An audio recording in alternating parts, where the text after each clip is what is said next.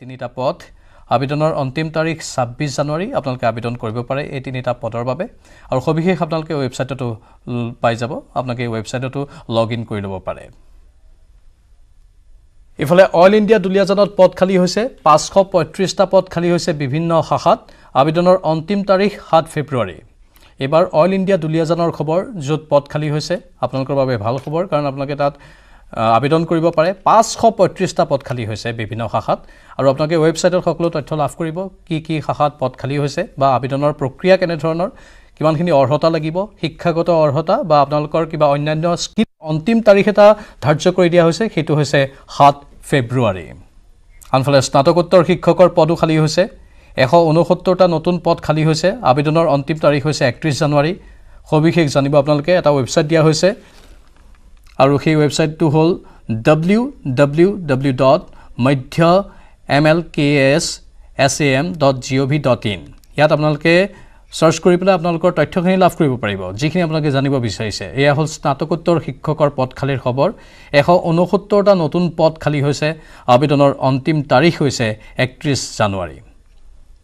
সমান্তৰালভাৱে bank of বৰোদাতো পদ খালী হৈছে বিভিন্ন শাখাত 145টা পদ খালী হৈছে বেংক অফ বৰোদাত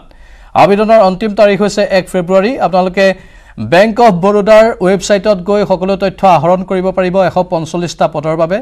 কাৰণ বেংকতো বিভিন্নজনে এতিয়া চেষ্টা কৰি আছে আৰু বেংকৰ বাবে যিসকলে চেষ্টা ধাৰাবাহিকভাৱে অক্ষুণ্ণ ৰাখিছে বা যিসকলে কোচিং গ্ৰহণ কৰিছে তেওঁলোকৰ বাবে ভাল খবৰ 145টা পদ খালী হৈছে আৰু এই 145টা পদৰ ভিতৰত আপোনালোকে যদি জানিব বিচাৰে কি পদ আছে তেনেহলে ৱেবছাইটত আপোনালোকে চাব লাগিব ৱেবছাইটত সকলো তথ্য লাভ কৰিব কিন্তু সময় বৰ বেছি দিন নাই আবেদনৰ অন্তিম তাৰিখ হৈছে 1 ফেব্ৰুৱাৰী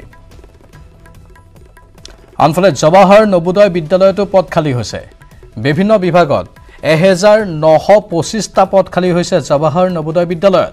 আবেদনৰ অন্তিম তাৰিখ হৈছে 10 ফেব্ৰুৱাৰী যিসকলে জৱাহৰ নবোদয় বিদ্যালয়ত আবেদন কৰিব বিচাৰে তেওঁলোকৰ বাবে ভাল খবৰটো এইটোৱে যে বহুকেইটা পদ আছে 1925টা পদ আছে ইয়া ভাৰতৰ বিভিন্ন স্থানত হ'ব আপোনালোকে যদি আবেদন কৰিব পাৰে তেনেহলে আবেদনৰ অন্তিম তাৰিখো নিৰ্ণয় কৰি দিয়া হৈছে 10 ফেব্ৰুৱাৰীৰ ভিতৰত আপোনালোকে আবেদন কৰিব লাগিব আৰু সকলো তথ্য আপোনালোকে জৱাহৰ নবোদয় বিদ্যালয়ৰ ৱেবছাইটৰ জৰিয়তে লাভ কৰিব পাৰিব আনফালে CSIR আৰু NEIST যোৰহাটত পদ খালী হৈছে 11টা পদ খালী হৈছে আবেদনৰ অন্তিম তাৰিখ হৈছে 24 জানুৱাৰী ইয়া CSIR আৰু NEISTৰ খবৰ আমি জনাইছো যোৰহাটত পদ খালী হৈছে 11টা আৰু আবেদনৰ অন্তিম তাৰিখ হৈছে 24 জানুৱাৰী সমান্তৰালভাৱে গুৱাহাটী স্মাৰ্ট সিটি প্ৰকল্পত পদ খালী হৈছে 7টা প্ৰকল্প মেনেজাৰ জুনিয়ৰ মেনেজাৰৰ পদ খালী হৈছে তাত আবেদনৰ অন্তিম তাৰিখ হৈছে 1 ফেব্ৰুৱাৰী আৰু যদি আপোনালোকে সবিশেষ জানিব বিচাৰে তেনেহলে JSCL Recruitment @gmail.com আপোনালোকে যোগাযোগ কৰিব পাৰে সেইটো ৱেবছাইটত আপোনালোকে লগইন কৰি সকলো তথ্য আহৰণ কৰিব পাৰে আমি পুনৰবাৰ ৱেবছাইটটোৰ বিতং তথ্য আপোনালোকক জনাইছো JSCL Recruitment @gmail.com এয়া হৈছে গুৱাহাটী স্মাৰ্ট সিটি প্ৰকল্পৰ পদ খালীৰ খবৰ 7টা প্ৰকল্প মেনেজাৰ জুনিয়ৰ মেনেজাৰৰ পদ খালী হৈছে আবেদনৰ অন্তিম তাৰিখ হৈছে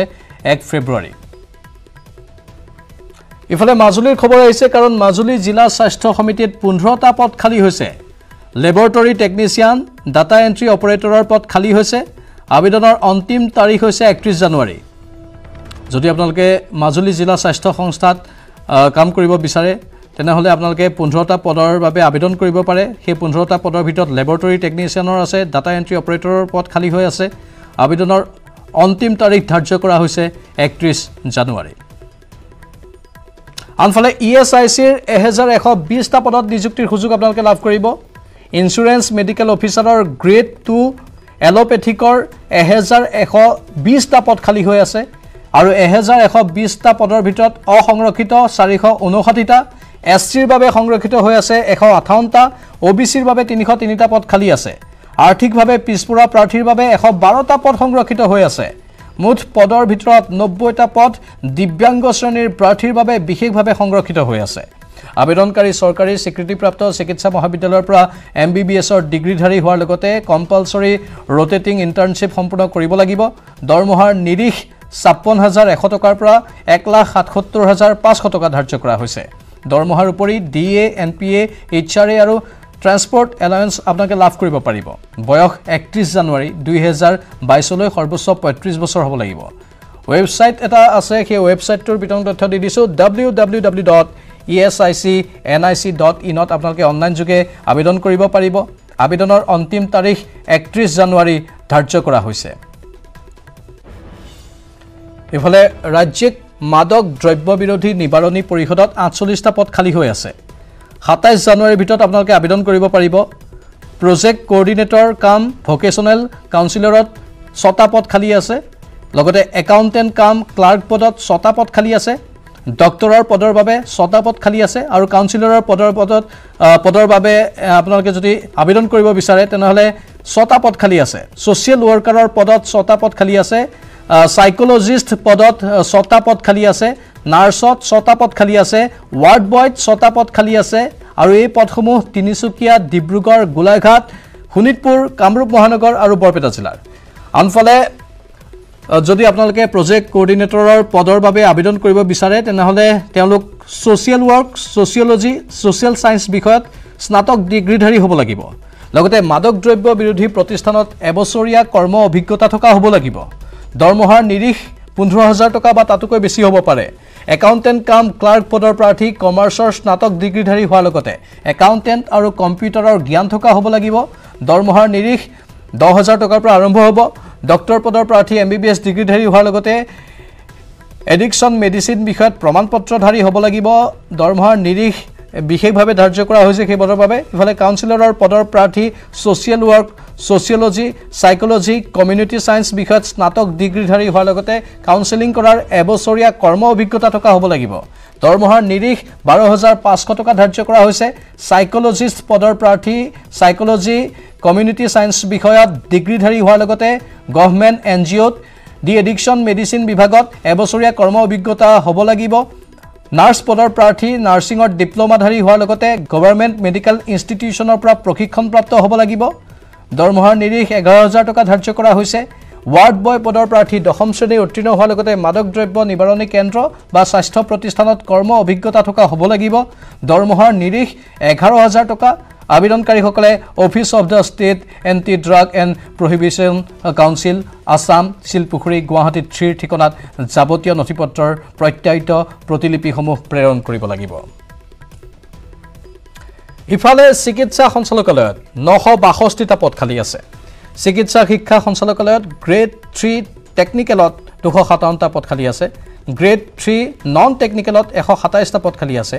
গ্ৰেড 4ৰ 578টা পদ খালী আছে এই খালী পদসমূহ মেডিকেল কলেজ মেডিকেল হস্পিটেল দন্ত কলেজ নাৰ্সিং কলেজ আৰু পেৰামেডিকেল ইনষ্টিটিউটসমূহত পূৰণ কৰা হ'ব আগ্ৰহী প্ৰাৰ্থীয়ে শৈক্ষিক অৰ্হতা অভিজ্ঞতা বয়স শ্ৰেণীকে ধৰি অনলাইন যোগে আবেদন দাখিল কৰিব পাৰিব আগ্ৰহীসকলে ভাৰতীয় ভাবে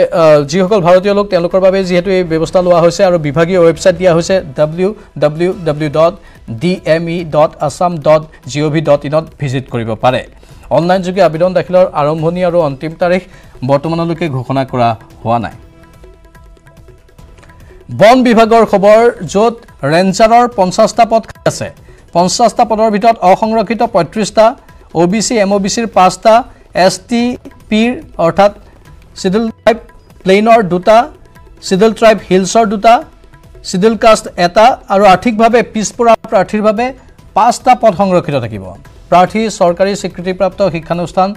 এগ্ৰিকালচাৰ বটানী কেমিষ্ট্ৰি কম্পিউটাৰৰ এপ্লিকেশনছ লগতে computer science engineering environmental science forestry geology horticulture mathematics physics statistics veterinary science zoology বিষয়ত সায়েন্স ইঞ্জিনিয়াৰিংৰ স্নাতক ডিগ্ৰীধাৰী হোৱাটো বাঞ্ছনীয় প্ৰাৰ্থীৰ বয়স 1 জানুৱাৰী 2021 লৈ 21 পৰা 38 বছৰৰ ভিতৰত হ'ব লাগিব দৰমহাৰ নিৰিখ বিশেষভাৱে ধাৰ্য কৰা হৈছে 22000 টকাৰ পৰা 97000 টকা সহ 10300 টকাৰ গ্ৰেড পে লাভ কৰিব আবেদনৰ অন্তিম তাৰিখ 27 জানুৱাৰী 2022 আবেদন কৰিবলৈ আপোনালোকে এটা বিশেষ ৱেবছাইট আছে তাত আপোনালোকে যাব পাৰে APSC recruitment.in ত লগইন কৰিব পাৰে সকলো তথ্য আপোনালোকে বিতংভাৱে তাত লাভ কৰিব এবাৰ মাধ্যমিক শিক্ষা বিভাগত 774টা পদ খালী হৈছে স্নাতক শিক্ষকৰ বাবে আপোনালোকে কৰিব পাৰিব আবেদন মাধ্যমিক শিক্ষা বিভাগত খালী থকা পদসমূহ কলা বিভাগত 224টা পদ খালী হৈছে বিজ্ঞান বিভাগত 121টা পদ খালী হৈছে হিন্দী বিভাগত খালী হৈছে 29টা পদ সংস্কৃত পদৰ বাবে খালী হৈছে 13টা পদ কলা শাখাৰ অসমীয়া শাখাত 179টা পদ খালী হৈছে বিজ্ঞানৰ অসমীয়া শাখাত 107টা পদ খালী হৈছে হিন্দীৰ অসমীয়া শাখাত 24টা পদ খালী হৈছে ইফালে সংস্কৃতত 12টা পদ খালী হৈছে ইফালে আন যিকেইটা শাখা আছে সেয়া হ'ল বঙালী শাখাও আছে কলা শাখাৰ 45টা পদ খালী হৈছে তাত ইফালে বিজ্ঞানৰ বঙালী শাখা আছে 14টা পদ খালী হৈছে হিন্দীৰ বঙালী শাখা আছে 5টা পদ খালী হৈছে এই সমূহ হ'ল খালী হোৱা পদৰ তালিকা দৰমহাৰ নিৰিখ 14000ৰ পৰা 60500 টকা সহ 8700 টকাৰ গ্ৰেড পে লাভ কৰিব বয়স 1 জানুৱাৰী 2021 লৈ 18 পৰা 40 বছৰৰ ভিতৰত হ'ব লাগিব সেকেন্ডাৰী এডুকেশ্যন আসামৰ ৱেবছাইটত অনলাইন যোগে আপোনালোকে দাখিল কৰিব পাৰিব আবেদন যদি আপোনালোকে ইমেইল আইডিটো বিচাৰে তেনেহলে হেতু হৈছে www.madhyamik.assam.govt.in এটো হল ৱেবছাইট এই ৱেবছাইটটোত আপোনালোকে এবাৰ চাব পাৰে ৱেবছাইটটোত আপোনালোকে আবেদন কৰিব পাৰে অন্তিম তাৰিখ হৈছে 31 জানুৱাৰী ইফালে কৰিমগঞ্জ জিলা উপায়ুক্তৰ কাৰ্যালয়ত এটা পদ খালী হৈছে আবেদনৰ অন্তিম তাৰিখ হৈছে 30 জানুৱাৰী জুনিয়ৰ এসিস্ট্যান্ট পদত আবেদন কৰিব পাৰিব আবেদনকাৰীসকল কলা বাণিজ্য এসমূহত স্নাতক ডিগ্ৰীধাৰী হ'ব লাগিব বয়স হৈছে 1 জানুৱাৰী 2021 লৈ 18 পৰা 40 বছৰৰ ভিতৰত দৰমহাৰ নিৰিখ 14000 টকাৰ পৰা 60500 টকা সহ 6200 টকাৰ গ্ৰেড পে তেওঁলোকে লাভ কৰিব ইফালে আয়ুষ সঞ্চালকালয়ত 43টা পদ খালী হৈছে আয়ুৰ্বেদিক আৰু হোমিওপ্যাথিক কলেজসমূহত গ্ৰেড 4ৰ 43টা পদ খালী হৈছে আবেদনকাৰী অষ্টম উত্তীৰ্ণ হ'ব লাগিব বয়স 18 পৰা 40 বছৰ অনলাইন যোগে www.ayush.assam.gov.in ত আবেদন কৰিব পাৰিব অনলাইন যোগে আবেদন দাখিলৰ আৰম্ভণি আৰু অন্তিম তাৰিখ এতিয়ালৈকে ঘোষণা হোৱা নাই ইফালে ভেলি ভিউ স্কুল নৰ্থ লখিমপুৰত পদ খালী হৈছে 23টা পদ খালী কৰা হৈছে বিদ্যালয়খনত আবেদনৰ অন্তিম তাৰিখ হৈছে 31 জানুৱাৰী প্ৰাৰ্থীসকলে অনলাইন যোগে আবেদন কৰিব লাগিব অনলাইন যোগে valleyviewschools@gmail.com ত বায়োডাটা প্ৰেৰণ কৰিব পাৰে আপোনালোকে